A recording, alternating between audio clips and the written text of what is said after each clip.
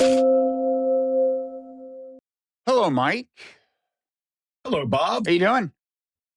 I'm well. How are you? I'm well. I'm trying to think. Is that an exaggeration? No, I'm fine with that. I'm well. And let me introduce us. I'm Robert Wright, publisher of Non-Zero Newsletter, to which everyone should subscribe. And this is the Non-Zero Podcast. And you are Mike Pesca, famous podcaster, long-standing podcaster, a godfather. I've been doing this for a while. Are you a godfather of podcasting? My godchildren have shunned me. I've led the way, and others saw my example and learned from it, but didn't follow in my wake necessarily. I don't know. I've been doing it a long time, and it sometimes surprises people. It sometimes surprises people who've also been doing it a long time, 11, 12 years. And we say it's the longest daily news and analysis show. So those are important factors in trying to lay claim to the mantle of the longest. It's daily, and it is not a news show like The Daily, which we're longer, but we analyze the news, but we mostly deal with the news. And you started on Slate, but are now solo, and your podcast is called The Gist. Important to get that out. Thank you for that. Yes, it is The Gist. It is found every day. Yes. I understand your incentive structure. I know you're not here to talk to me. Let's face it. You want to get the brand out. I want to talk to you. It is my dream to talk. I can't believe I've never talked to you in podcast form. It is kind of a shame because we've both been in the game a long time. We both have our claims to godfatherhood. So let's see. Before I say more about you, and there is more to say, let me say what we're going to talk about is the future of media. Who better to talk about that than a couple of godfathers of podcasting? We're not going to just talk about podcasting, but the whole landscape, including newsletters and old media and so on. And we're going to say a little bit about the future of sports, as long as we're talking about things that we both enjoy talking about. And then here's the crazy part. Once we go into overtime, which is available to paid subscribers of the Non-Zero newsletter, we're going to talk about Israel. And I'll leave it for people to figure out how that fits alongside sports and media naturally. It kind of does. Because media, I can make the case. Sports, a little bit. Israel has to play in the European leagues, right? Yeah, and the Maccabea games. Their continental. Let's don't forget the Maccabea games. That's like an intra-Israeli or a Jewish competition, right? But, they won't. No Iranian will wrestle them, which is a shame since Iran's very good wrestlers. Though, from what I understand, Jews or at least Israelis are pretty good at, I think it's judo. Maybe that's a coincidence. Judo. You're already getting into cancellation territory, so I'm going to let you fly solo here, okay? But the funny thing is, to the extent that you and I get into trouble on Israel, we get into trouble from opposite sides. And that's what's fascinating. And it's related to media too, because a person could get canceled if a person weren't careful, or a person could lose part of one's audience if a person weren't careful. Right. And we're not careful. So I guess we've lost audience. Well, I think we try to be careful. We're just not always strategic before we are, before we hew to what we define maybe grandly as our godfatherly ethos. The things we do are the things we do, and even if the subjects are difficult, we do them. And then you find a lot of your audience rejecting you or fleeing, as is their right. But if they're exercising their right for the wrong reason, it's a little annoying. Yeah. So anyway, we'll start out with, I wanted to say more about you. So you were at Slate. Slate has an underappreciated role in podcasts itself. I mean, how long is GabFest? Remember? So I was involved in the founding of Slate. In fact, I just saw Mike Kinsley last weekend for the first time in a decade. Did you? Mike was the founder of Slate. I was in DC and I saw him. And I was involved. I had a column at the very origin of Slate called The Earthling, which, by the way, is the name of the Friday newsletter or the Non-Zero newsletter. It persists. But anyway, I remember going to these retreats early on, late 90s, where we would talk about Slate, and they were already getting some kind of podcasty thing off the ground. I think it was called GabFest, right? Wasn't it? Yeah. So you were doing retreats at the Microsoft campus in Redmond? Well, no, it was more exotic than that. It was in Washington State, but I'm happy to say we would drive from there to some exotic locale, and Yeah. Just like MSNBC, they own some of their parentage to Microsoft. Right. And Kinsley was, you just sparked something. Kinsley was in the news last week with those Susie Wilds revelations, were correctly labeled Kinsley gaffes. A few places, which are, of course, when someone says something that is totally true and the only gaffe is that they actually said it. Yeah. Right. He said in Washington, a gaffe is when you say something that's true. That's actually not totally irrelevant to what we'll be talking about in the overtime segment, possibly. But right. So Slate was a really important magazine for what they were doing and taking the world of print into the world of screen. And they even do remember this in the beginning. And this is before I was there. I was at National Public Radio for 10 years. So they lured me over to Slate to do the third iteration of a Gab Fest that they had started, the Sports Gab Fest, which they called Hang Up and Listen. Right. But the very first one was the Political Gab Fest, which still exists with the same three hosts. And this is a testament to chemistry and talent. David Plotz and Emily Bazelon and John Dickerson, who has just left CBS to do what? I'm not exactly sure, but to be the most eloquent man in media on that platform. And they've been doing that for 20 years. And not only it was a proof of concept, it showed that I think, platonic ideal for a discussion show is three people, unless it's a one-on-one where the heads are blogging at each other, a permanent panel of three people always talking about sports with three different topics and maybe a bonus topic at the end. Do you know how often that format has been repeated? Because it works. I say platonic ideal, the three legs of a stool. And those three people are really important. And they started a bunch of other podcasts, and a guy named Andy Bowers was brought over from NPR to run the thing. And they ran it very well for a while. And then they introduced a new show that Leon Neyfakh did called Slow Burn, and that was very successful. Oh, yeah. But since then, my analysis of podcasting is that in the beginning, I think podcasters, the first movers were smarty pants places like Slate, but also all the public radio NPR people. And in the beginning, people thought that there was something about podcasting that was a little unique to versus other media. And they told themselves a story that, the podcast audience is a special audience. They're a little more, they wouldn't say highbrow, but they want this bespoke, refined product, such as the interaction between podcaster and audience. And what I think that is the most skilled people in the space were public radio people. And that's what they knew how to do. And they knew how to do it at a pretty high price point. So now it turns out that not only do two people talking attract an audience just as much as a producer working exquisitely over a second of sound for hours at a time. And sometimes this literally does happen. A couple of seconds of sound are three or four people could work on it for days on end. So the people talking is not just a good business model, but it reflects human nature and where we are as a society. And so this pulled out the rug from a lot of the bespoke NPR high production value podcasts. It's really hard to get one of those done. So in a sentence, podcasting went from a combination of things dominated by audio documentaries to a medium like everything else, where the documentary form is expensive and therefore done less frequently. Yeah. And by the way, at some point we should talk about the role of the possible role of AI in the future of all these media. It'll influence some more than others. I don't think they're quite there on the replace humans for podcasting front. Have you used the Google Notebook thing?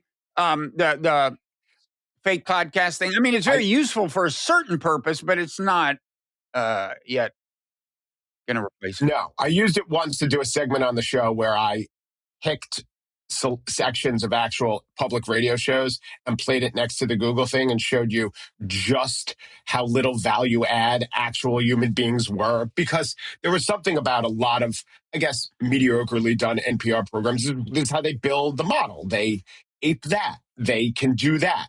And so if you're not doing something special, the AIs can give you the exact replacement level hosting, not just with podcasts, but with everything, right? If you're not writing an article any better than Wikipedia plus an interview with a principal, you're going to get beaten by AI. Yeah.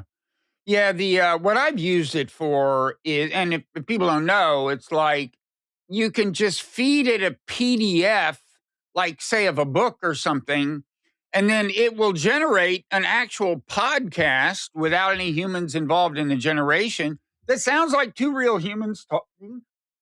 Um, and it's not that bad. I mean, I'm kind of growing tired of these two particular humans. And by the way, this did train on two actual humans, so it's always the Yes, same yes. man and woman. But what it's good for me is if like I need to talk about something, possibly even on a podcast, and I'm running behind. I didn't get much of the book read. I'm not as conversant in the think tank report as I should be, or whatever. So I feed it to them, and like while I'm doing my daily exercise, I listen to what they say. It's better than nothing. I mean, it's just completely shocking that it can happen. It would have shocked 3 years ago. Is it better than reading the report because the report is totally written for not a mass audience? And this, even though to me it's so annoying, and the tropes of fake laughter, and I'm not sure if Google Notebook does this. I know that the Washington Post has a version of this where there are two fake AI hosts doing their version of the Daily, and they have a lot of uhs in their speech because that is how humans speak. Does the Notebook one do that? I don't remember whether they do many others, but they do a lot of authentic, accents like that. Like it sounds like people. And you ask, is it better than reading? Well, if you're on your 1 hour bike ride and it's not a stationary bike, but a real bicycle in the real world, it's much better than reading. No, I meant, is it better than having it read to you, books on tape version? Like a lot of places will translate it into just the audio. Oh, I see. If you were just reading the transcript of their conversation, that would be faster. Or if you press, I mean, I have attention problems. I'm not a very efficient reader, but for the average human, that would be faster. Yeah. No, I think you're probably better than the average human. The other thing that it does is it's conversational in a way that just annoys the hell out of me, where the male host will say, what's really so interesting? And then it's 50-50 if the thing they point to is interesting.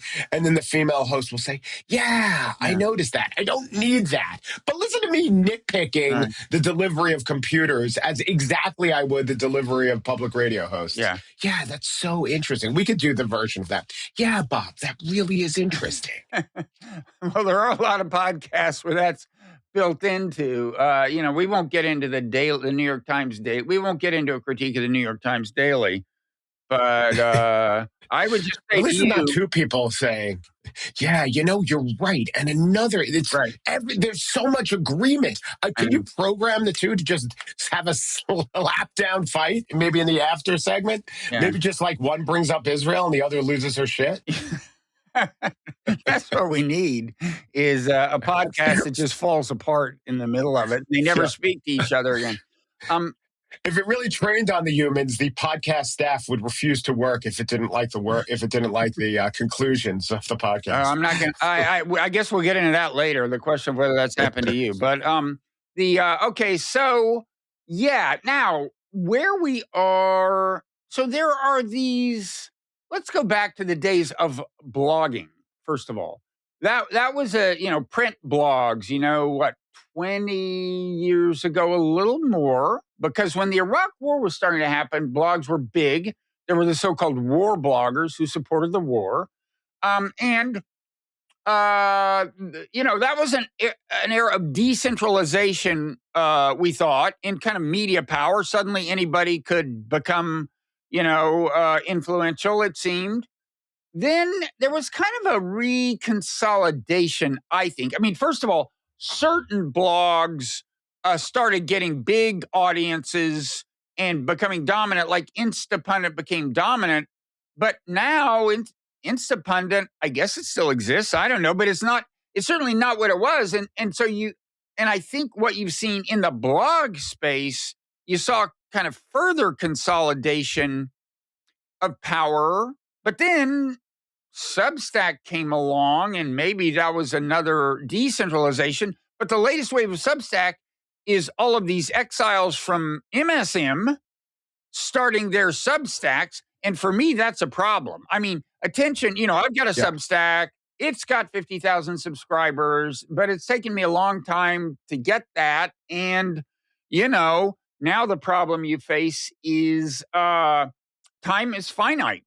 For all of us, if you're a podcaster, if you've got a Substack, there's only so much time, people can give you. And so as big names move in, as the sheer number of newsletters grows and the sheer number of podcasts grows, and you get the competition from all corners, really good kind of impromptu seeming podcasts, really good, highly produced podcasts. There's just more and more competition for eyeballs. The total amount of attention in the world does not increase. And so maybe we're in another wave of consolidation. I don't know. I think I've just kind of, I think that was an incoherent little stream of thought. So I'll just let you jump in wherever you want.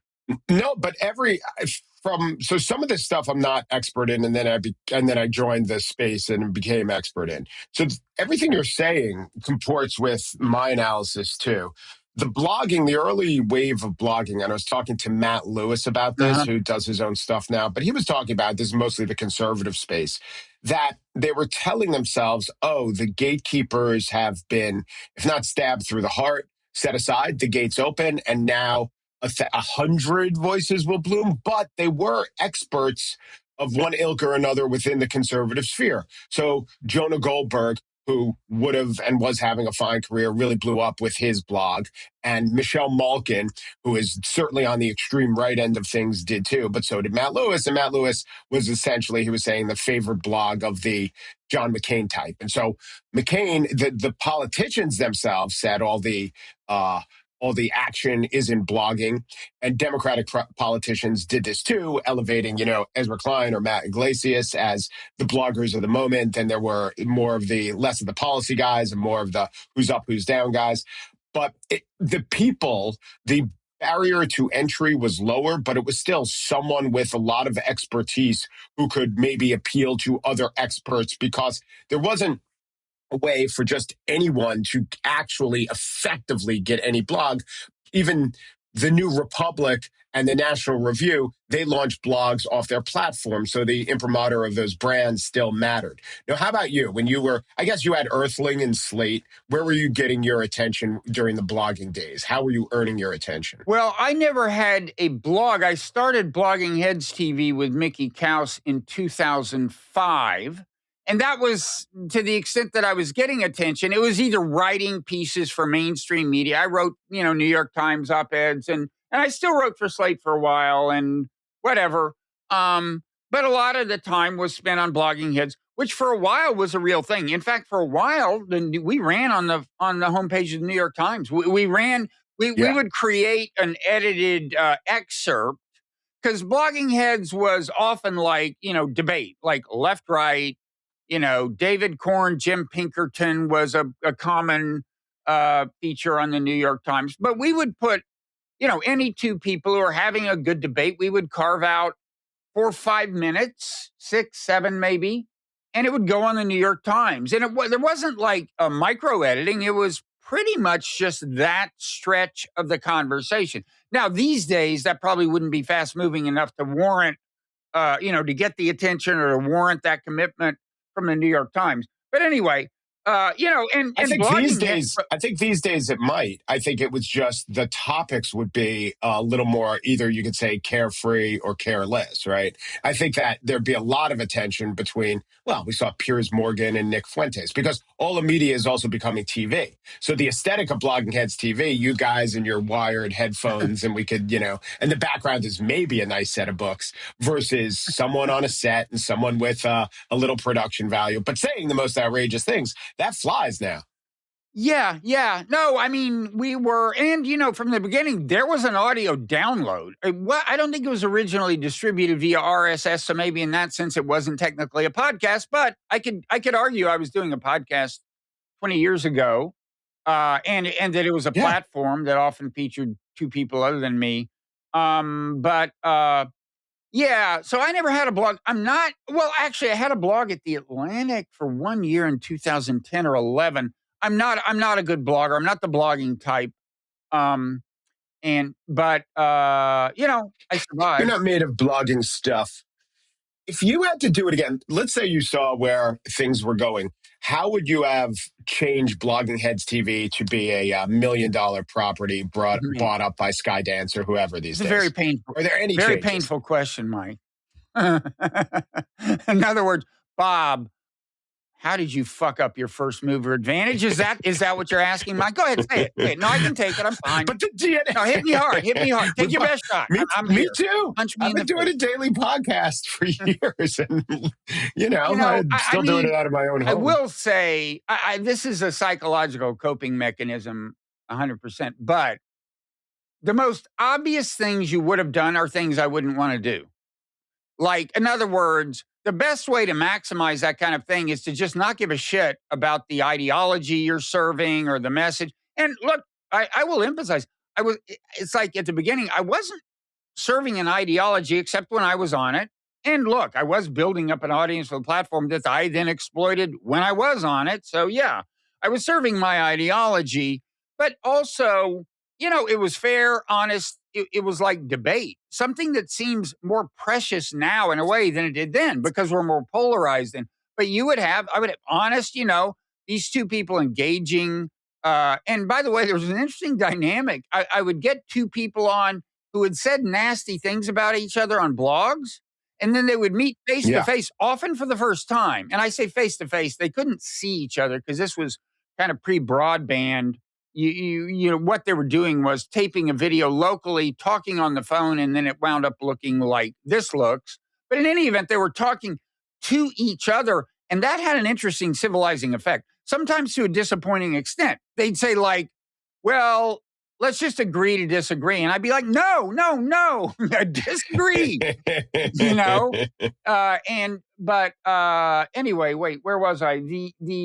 So it was, how would I was trying to avoid your question. That's where I was trying to get as far away from possible from the question of why I'm not rich and famous. Look, you would have, what would you have done oh man, you just hired some Silicon Valley person to do the smart shit. I don't know. I mean, well, you'd need just somebody who is a better manager, administrator. I'm too detail oriented. I'm just bad at this kind of shit. Like this. Too detail oriented. Wow, that's my opposite problem. Well, maybe that's not the way to put it, but look, you would never guess to look at the production values of my podcast that I'm in some sense a perfectionist, but I guess I'm more of a micromanager than is optimal. Enough about me.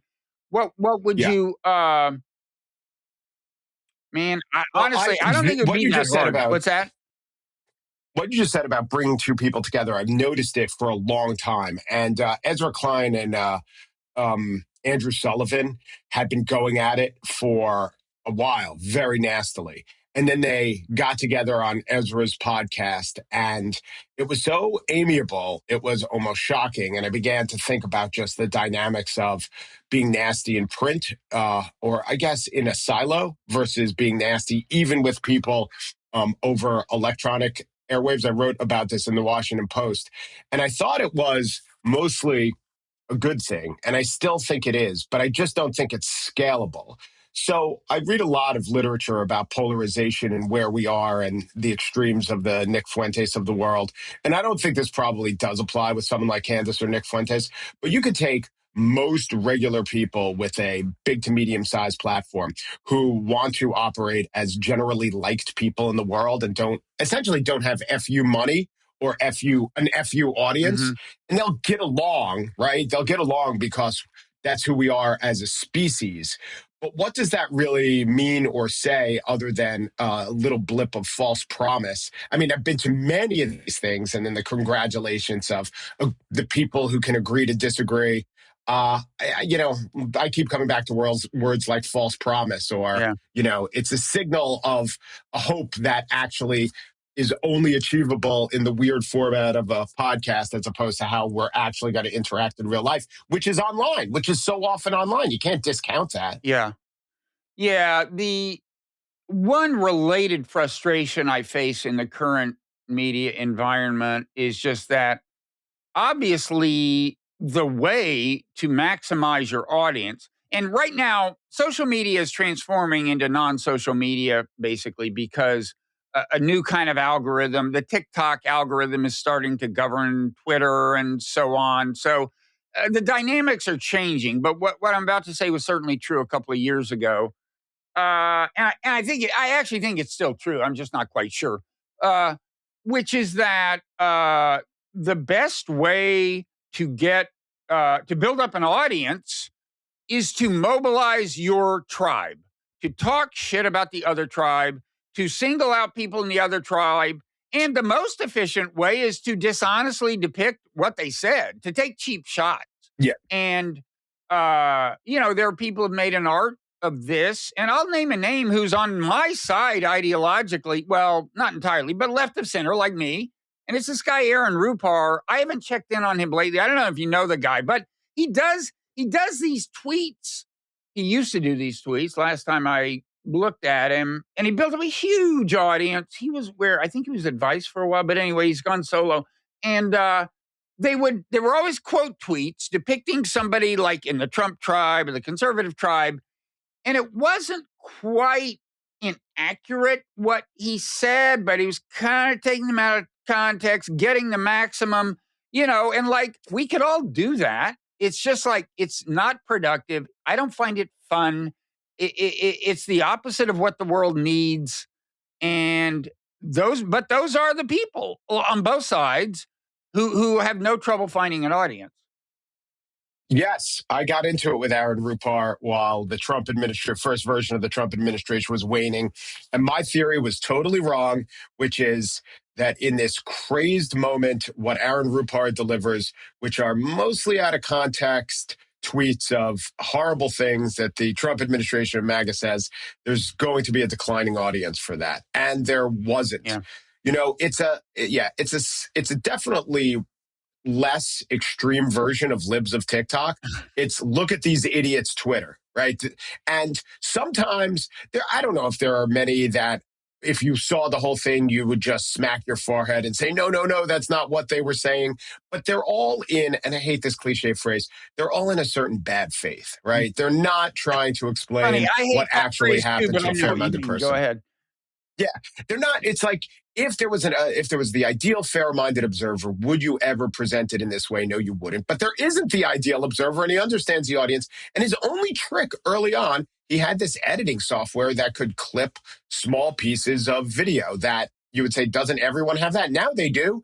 But I guess in 2017, they didn't. And he got a first mover advantage. And he's huge. He's huge. And the audience, not to complain about Aaron Rupar of all the people doing good or bad things, he's slightly on the eye-rollingly bad side of it, or I wish it were better. But you know what? If he was Mr. Context, Johnny Context, he'd be no one. He wouldn't have a job, Right. His side, I always wondered how he made money on Twitter before monetization was really easy.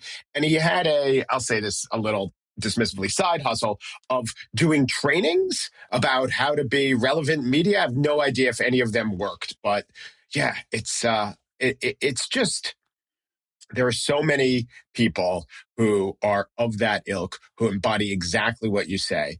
I was just listening to Dan Abrams, who I think is pretty good and has done some good things and bad things. But he says, if you want to make money in the world, be a conspiracy theorist. If you want to lose money, be a debunker. He even had a debunking site called Gossip Cop, and it didn't do well because, as he says, people love gossip. They don't love cops. Yeah.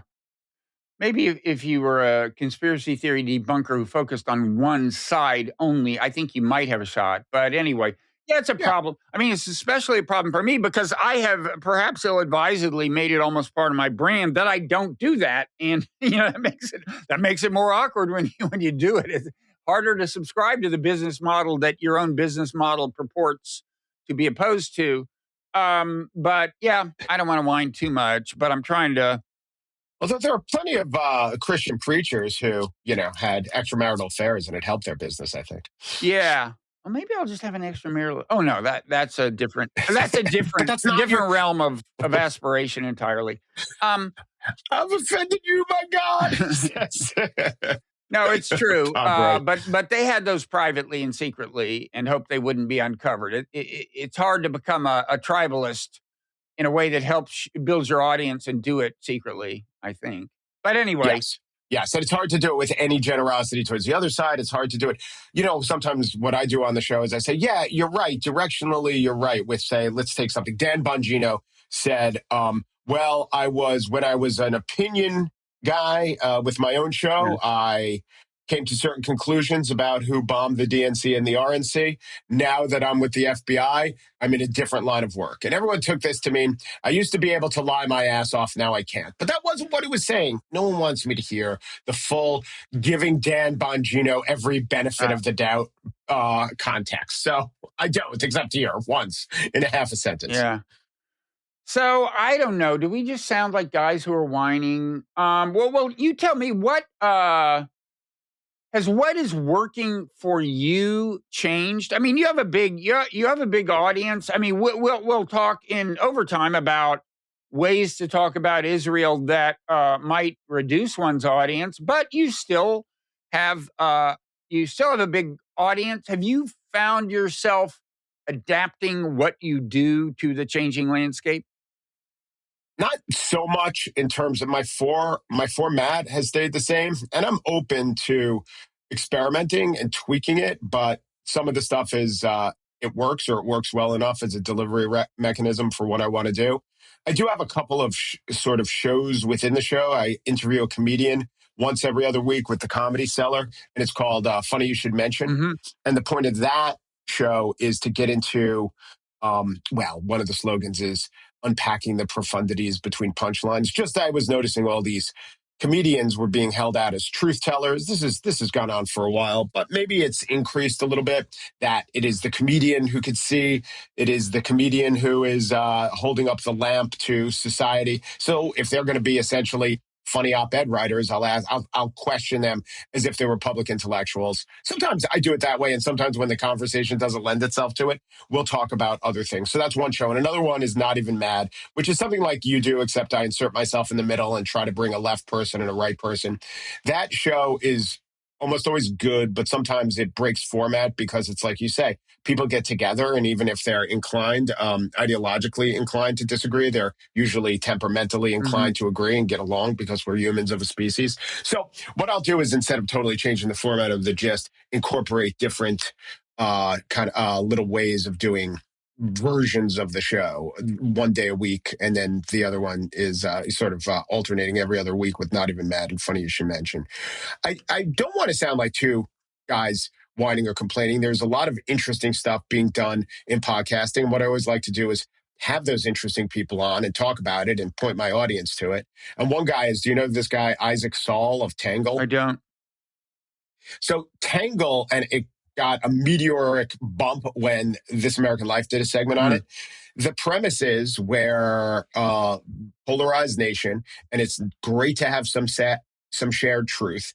So what Isaac does, who's a journalist and now has a staff of, I think, maybe in the very low double digits, as in 10, he will take news items, big items in the news, not news articles, but whole news items, and he'll give you what the left is saying, 2 or 3 people on the left analyzing it, what the right is saying, and then comes Isaac's take, or one of the 3 or 4 editorial people on his staff. And it's great. It's a little more work than just flipping through the news, but I think you understand what really is going on with the latest Epstein disclosures better in that way than with anyone else.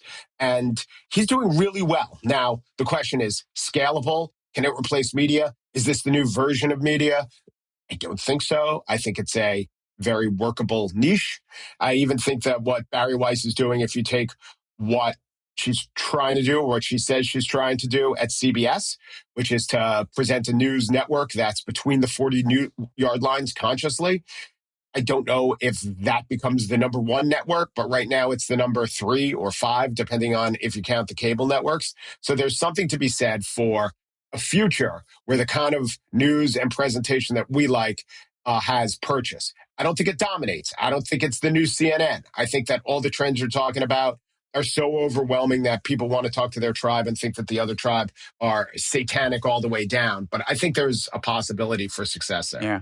I probably have a less generous view of Barry Weiss than you do, but maybe that'll come up in overtime. It's funny. I just had an exchange with. I think I heard you talking to Paul Bloom about it, maybe. Yeah. Yeah. I just had an exchange with Noam Dorman, the owner of the Comedy Cellar, which you mentioned, about Barry Weiss. I mean, like half an hour ago on Twitter. No, must have been 45 minutes on Twitter. But yeah, who's the comedian, by the way, speaking of that you have on once a week? No. I do it with a different comedian. Different comedian. It's somebody who's done the Comedy Cellar there, which Noam is a proprietor of. Yeah. Correct. Uh-huh. I had I had dinner with Noam two days ago, and so we were. Yeah, it's easy to have dinner with Noam when you go into Comedy Cellar because he'll buy you a dinner and the food's great. I haven't done that version. I had coffee with him at the above the floor. I guess. Yeah, it's the olive tree. Maybe I didn't merit the cellar treatment, the full cellar treatment. I know. No, that's what it is. It's there. It's the place above the Comedy Cellar. It's the olive tree. Yeah. It's great. I did use the bath. I did get to go downstairs to use the bathroom. I've seen the Comedy Cellar. He lets you into the bathroom. Yeah. One day. Urgent. Yeah, one day I'll give you full access. If you have a compelling rationale, you can see. Even I can see. Well, that's not just you. If you go to this delicious restaurant, you ask to use the bathroom. It's this asterisk. Okay, you have to go through America's. Yeah, now, the food's great. Called? You have to go through America's premier comedy club. What is it called? Tree. Yeah. Tree. People should go. It's in the Village of New York. You live in New York? I live in Brooklyn. Yeah. Okay. Brooklyn's part of New York. So more than ever. The question increasingly is Manhattan part of New York? But there's one Mamdani to unite us, from what I understand. This is how it's going to work. I got a feeling you're not totally on team Mamdani. I'm open. Look, if you told me that, all the young people were coming out to vote and people are excited about politics and you ticked off 5 of his 7 big proposals, like, let's try a free bus. I don't think it'll change things, but let's try it.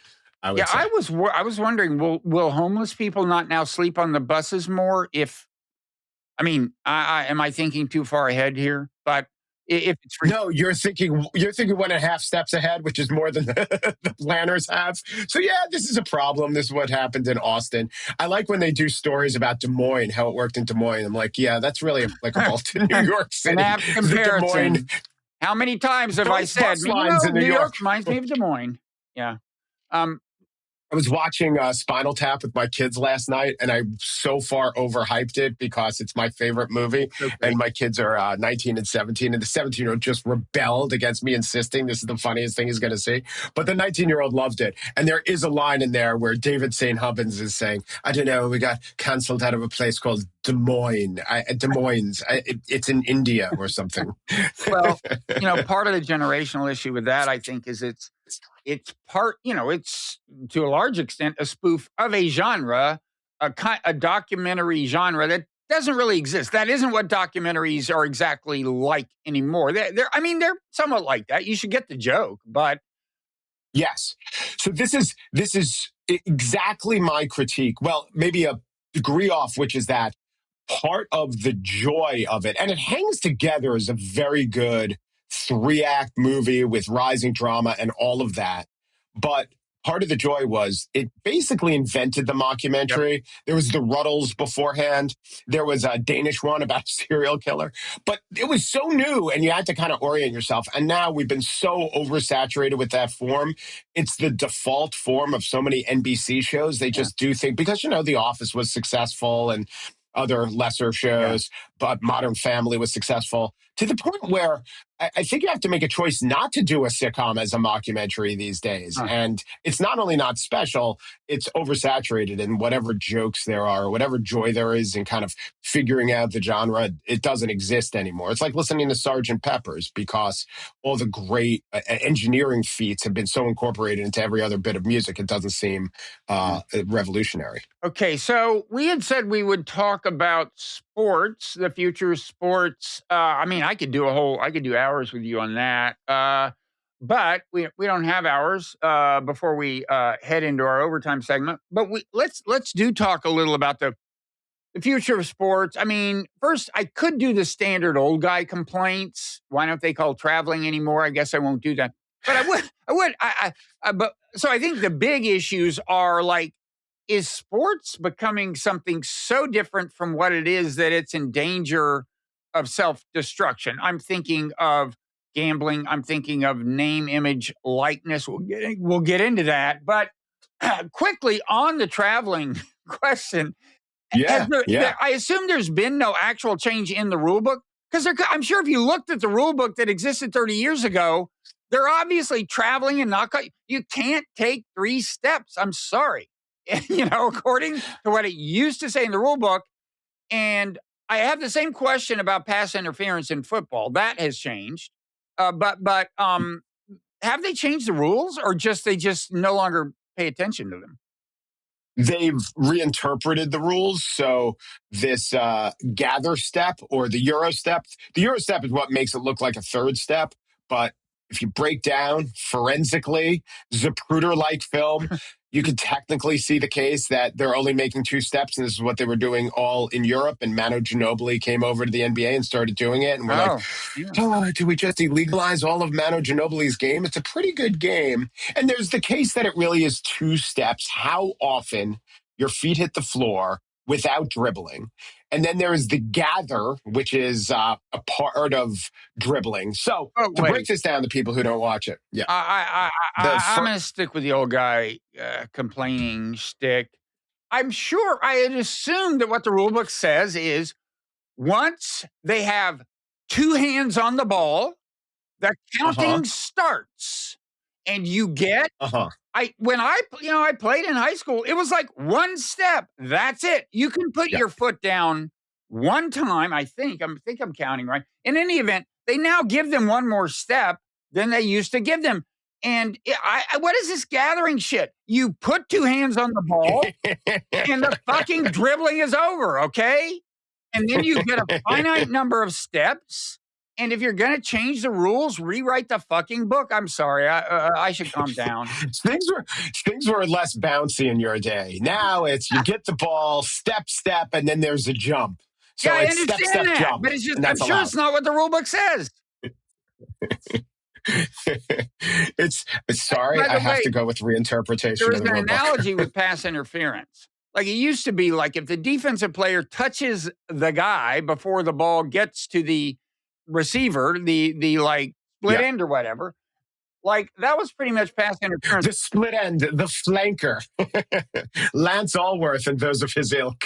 Now let's don't get into Lance. Wait. I was thinking Lance Rensel. That's what I didn't want to get into. But never mind, folks. This is a family show.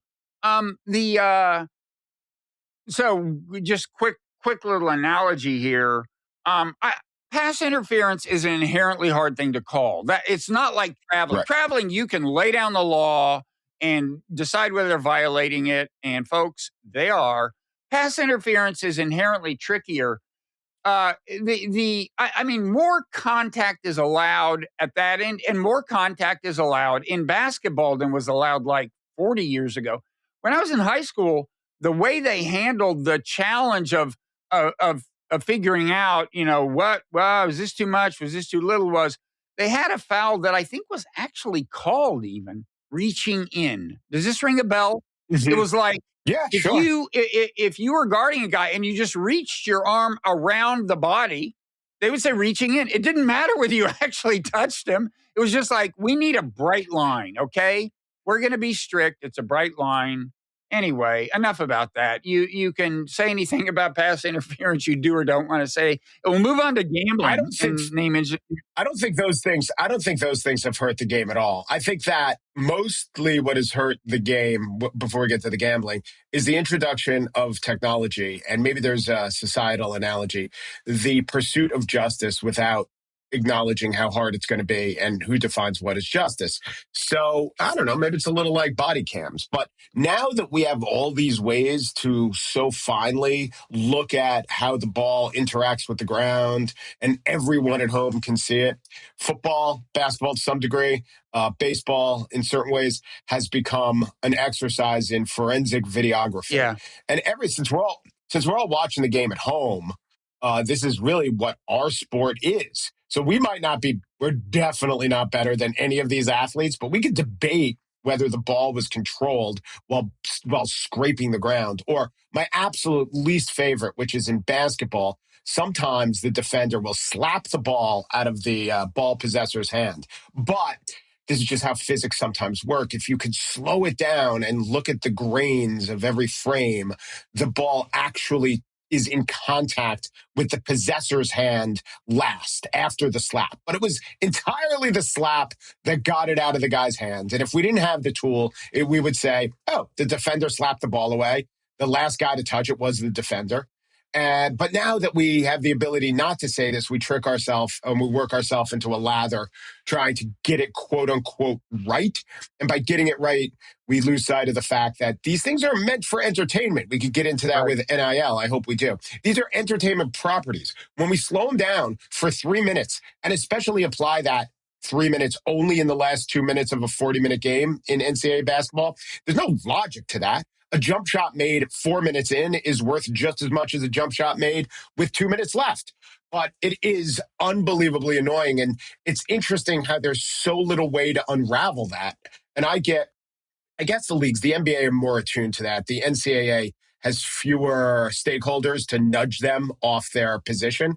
But I get most annoyed with the announcers. There is one strain of announcer, the Van Gundy brothers are like this, who will just bitch and moan about all the amount of time taken to look at the replay. But that's what everyone watching the game is thinking. The NCAA college announcers will always say the thing, well, the only important thing is you get it right. No, you're down 10.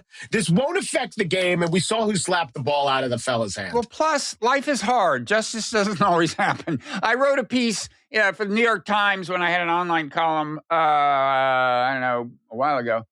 This must have been at least 10 years ago. It was when they were starting to do the review in baseball. And I was like, please, no. Like, it's going to slow things down. And it's an important lesson that, shit happens. You get bad breaks. Right. You get bad calls. You roll with the punches. Life is not fair. We do our best. And I obviously did not prevail. I'm wondering, I understand the pickle they're in. To have these obviously bad calls determine like a World Series or something and not intervene is, challenging. I'm wondering. But the reason that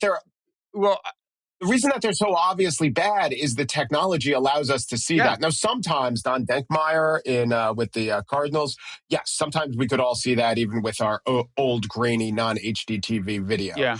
But, especially remember the era in baseball, and they did not pursue this anymore, that a tag was made, but the part of the glove that came into contact with the base runner was the strings of the glove.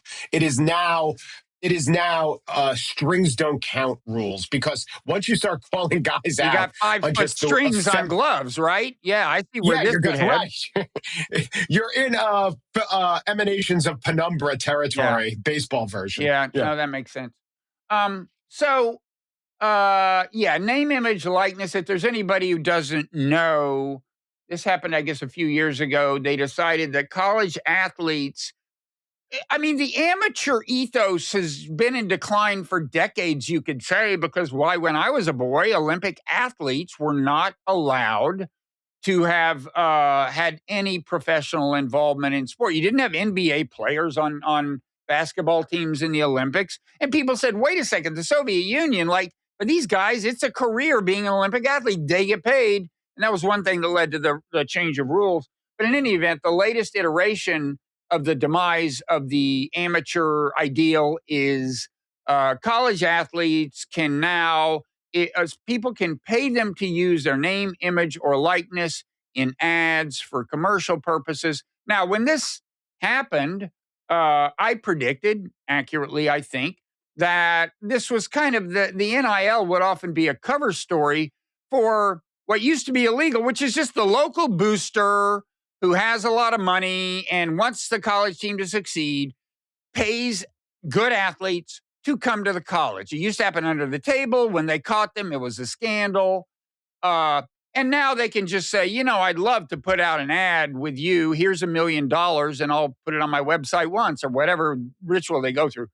So that's happened. And, these guys, my take is they do deserve money. It's just not fair that all of these guys, many from very low income backgrounds, would help this college make a shitload of money in some cases. And they may dream that someday they will be in the NBA or the NFL. Usually that doesn't work out. Usually they just go there, don't even get a good education because half the time, the coach helps them not get one by making sure their classes are bullshit. And then, so Right. I think they deserve money. But one among the consequences that are iffy is it's led to this transfer epidemic where like a guy goes to college 1 year, gets recruited to go to another, they keep switching. So and maybe it's okay that the fiction that these guys are true students is entirely burst. I don't know, but that is a consequence, right? Yeah. So just to go back to the Soviets getting paid in basketball and hockey, that's another example of we righted the injustice. It was unjust that the Americans couldn't have an equivalent. So I guess justice righted, except product worse or Yeah. experience worse. Just ask anyone who tries to play against the dream team. But the NIL system was executed really poorly. It was barely executed. I think it was one of those things that the poobahs of NCAA basketball and football were so ashamed and didn't want to do it, wanted to do it at arm's length, that they just had no follow through and they didn't think it through. And so now it's the Wild West and we don't even know how much people are paid.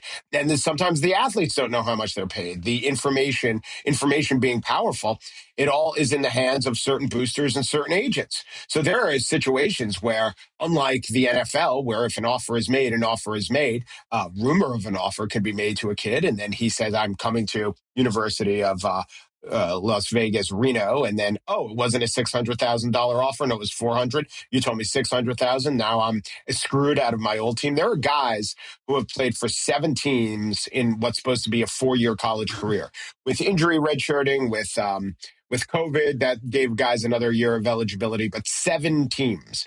They bounce back and forth, and it has made the game worse. When I started on that show, Hang Up and Listen, that I mentioned, the 2 big issues that we would always rail against was the lack of adaptation of advanced statistics into all sports and the fact that college athletes were getting exploited. And both of those have changed. In fact, our original complaints, none of them exist. And they've both changed the sports for the worst. I like advanced statistics. I like being clever. But baseball itself had to outlaw some of the consequences of advanced statistics like the shift. And when it comes to NIL, it is unfair that Tim Tebow was selling, without the name Tebow on the back, but with his uniform number, selling more jerseys than any NFL player. That's how popular he was. And couldn't see a cent of that. So from that injustice, we go to no one is on a team for more than 2 years. Teams are just bought. I'm a big fan of St. John's. They have 1 returning player. He is good. They have 6 guys who they paid a lot of money to. The guy who invented vitamin water has given the St. John's Red Store millions of dollars. They threw millions of dollars at these guys. And they're the most incoherent mess of a team you've ever seen. And by the way, their best player last year, who was the Big East Player of the Year, RJ Lewis, went pro, which is what you should do if you want to make money, but he got hurt and now he's playing for maybe $50,000 on a minor league contract. Mm-hmm. If that poor guy had just stayed in school, that is $1 million job, $1.5 million job to be the returning Big East Player of the Year. It's so sad, and it made the entertainment product worse, is my point. There's no continuity with the teams. It gave you a little bit of justice, or it corrected an injustice that we could all see. And the people benefiting from the old system were the schools and the coaches. Now the schools and the coaches still benefit. Certain particular athletes benefit, but the overall experience in the game itself is much worse. Conferences no longer exist. Yeah. And there seems to be no plan or structure, sort of like the rollout of legalized marijuana in New York State, to actually be organized. That's the important thing. Just have a structure, have rules, have knowable payment systems.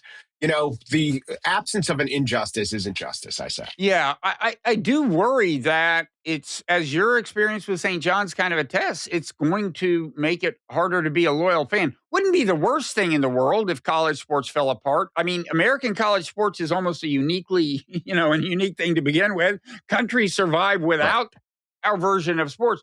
But I do think it's a threat if the team doesn't have that kind of inter-year coherence. And I would also say there's something nice about the building of the bonds among the teammates. So there's something different about winning a championship with a bunch of guys you've been with for a few years, and that's valuable. In terms of what you could do about it, here's an interesting little anecdote. So I went to high school in Texas, and this was already an issue in Texas because Texas football is taken so seriously that it was already a thing that you would, especially like these oil towns, like Odessa Permian. I mean, that was the subject of Friday Night Lights, I think. And my family's from the Midland, Odessa area, but like that's oil country. And especially these little oil towns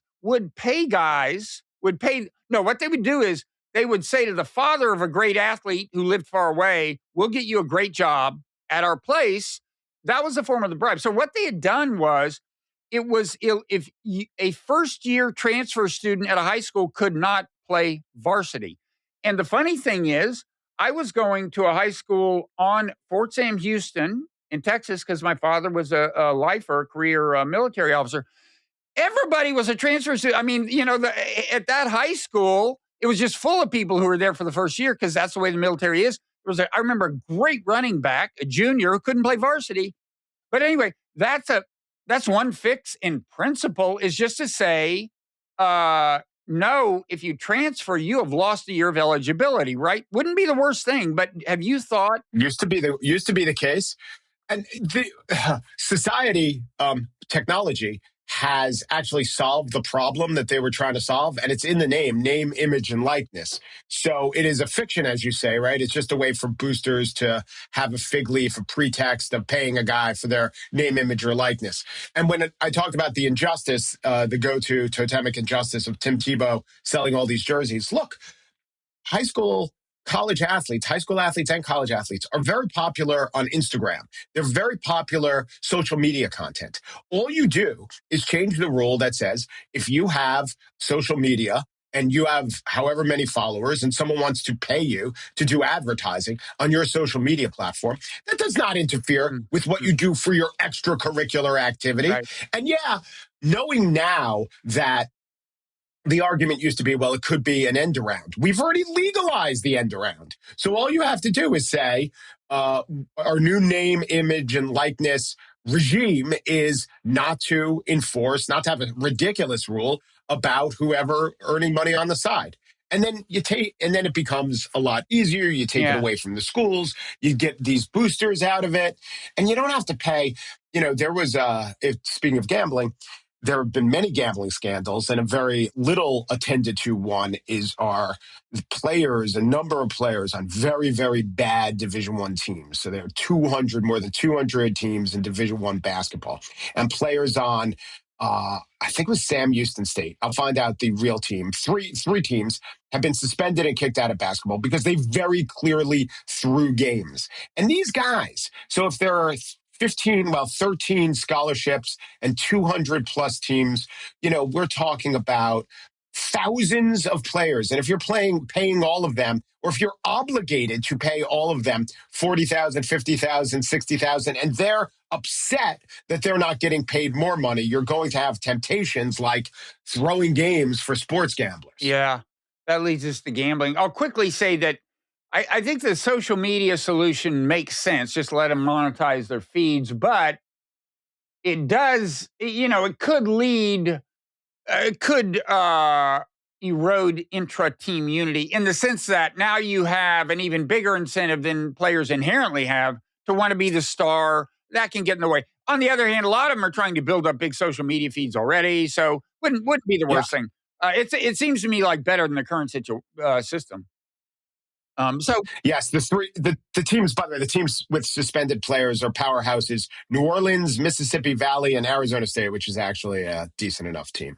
But these are like 3 and 28 teams, and some of those 28 losses were by 40, and some were by 15, and you could tell when the games were being thrown. Yeah.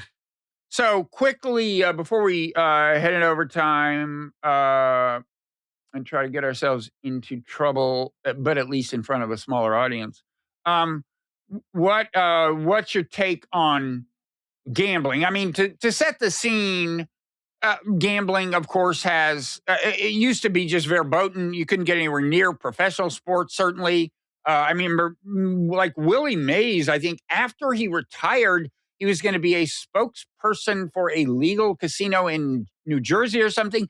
And baseball demanded that he sever his contact with the sport entirely or something. Yep. He was supposed to be a host. Yeah. An in-person host. And yes.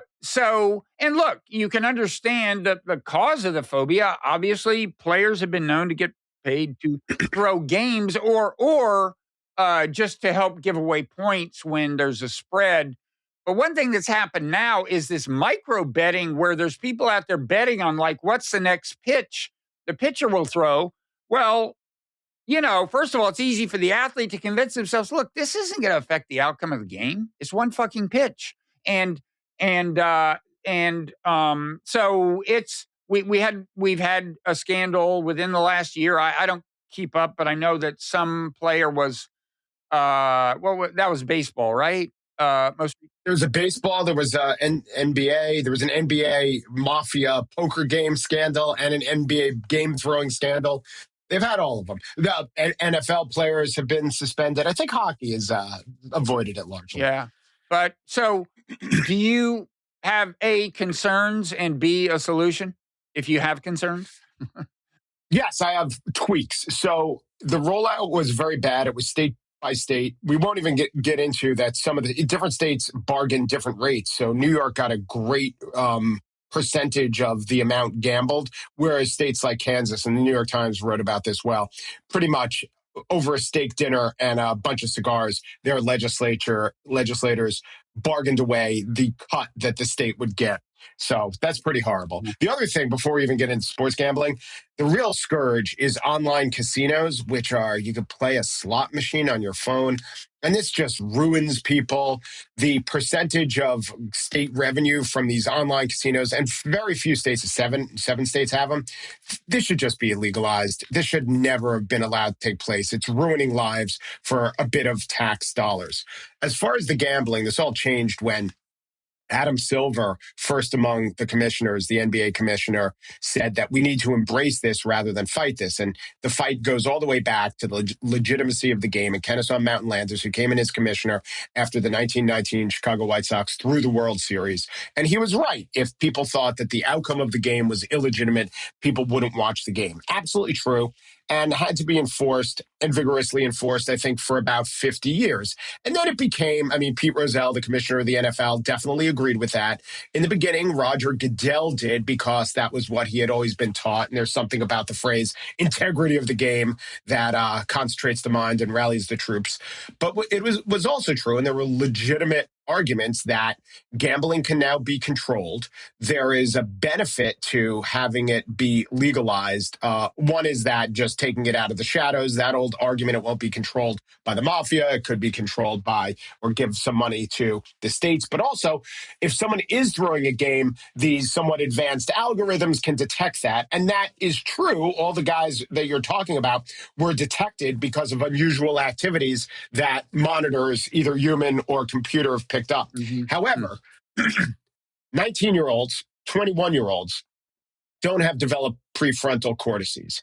And it is also true that having friction in the way of your vices is a way to limit one's own vices, but also society's impact of the people who have the vices. So if you have to travel to a state like Las Vegas to make it legal sports gamble, it's going to be much more rare that you gamble. Once you have it in your phone, and once you give it to 21-year-olds or 22-year-olds or any 19-year-old can access it, and it's very acute among boys, it becomes a real societal problem, even to the extent that I think a lot of the experts thought that was surprising. There is like consistent rates of addicted gambling, and it was in the 2 and 3s. And now we're seeing an addicted gambling rate at around 6.